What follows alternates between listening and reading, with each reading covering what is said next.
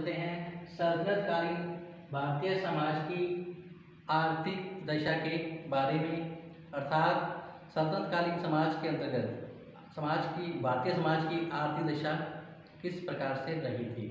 तो आर्थिक दशा के अंतर्गत जो फर्स्ट जो अपना है वो है कृषि, अर्थात उस समय सल्तनतकालीन भारतीय समाज में क्या था, लोगों का जो मुख्य व्यवसाय था वो कृषि रहा था।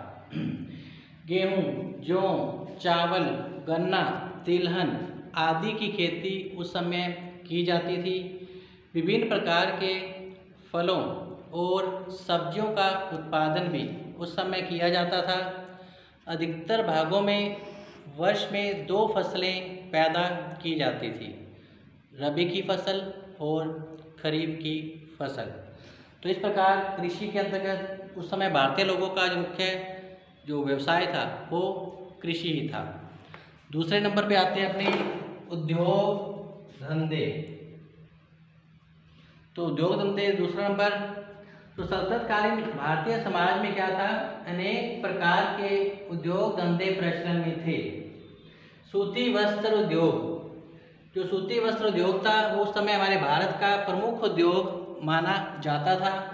इसके अलावा सूती और ऊनी रेशमी वस्त्रों का भी उत्पादन होता था और कागज़ बनाने, इसके अलावा कागज़ बनाने, पत्थर की कटाई, खनिज उद्योग या फिर हाथी दांत की वस्तुएं बनाने या आभूषण बनाने के व्यवसाय भी उस समय क्या था, उन्नत अवस्था में रहे थे, अर्थात उस समय उद्योग धंधे उन्नत अवस्था में थे। तो इस प्रकार नेक्स्ट जो हमारा है टॉपिक वो है व्यापार वाणिज्य। तो व्यापार वाणिज्य भी उस समय क्या था, उन्नत अवस्था में रहा था। तो सल्तनतकालीन भारतीय समाज में व्यापार वाणिज्य उन्नत अवस्था में थे। उस समय आंतरिक और विदेशी दोनों ही व्यापार उन्नत अवस्था में रहे थे। सभी महत्वपूर्ण जो नगर थे वो सड़कों से उस समय जोड़ दिए गए थे। जो दिल्ली था वो उस समय व्यापार का एक मुख्य केंद्र रहा था। जो दिल्ली था उस समय व्यापार का एक मुख्य केंद्र रहा था।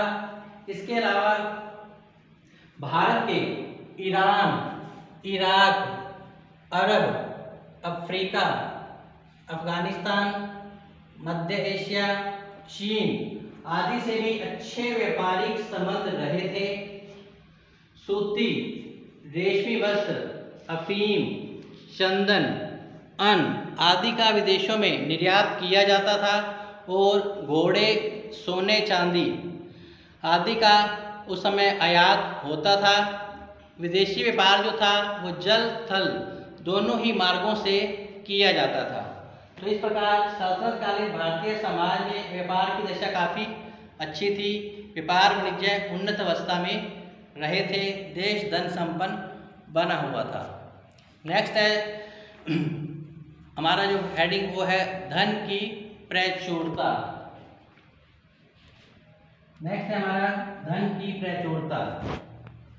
तो इस प्रकार कृषि, उद्योग धंधे, व्यापार वाणिज्य जब उन्नत अवस्था में होंगे तो स्पष्ट है कि भारत में धन की क्या थी, उस समय प्रचुरता रही होगी। तो उस समय धन जो था प्रचुर मात्रा में था। सल्तनत काल में देश में धन अतुल, देश में जो धन था काफ़ी मात्रा में था। विदेशी अमीर सरदारों ने भी धन को देश से बाहर नहीं भेजा था। उस समय व्यापार बड़े पैमाने पर होता था। यही कारण है कि देश जो था उस समय धन संपन्न बना हुआ था।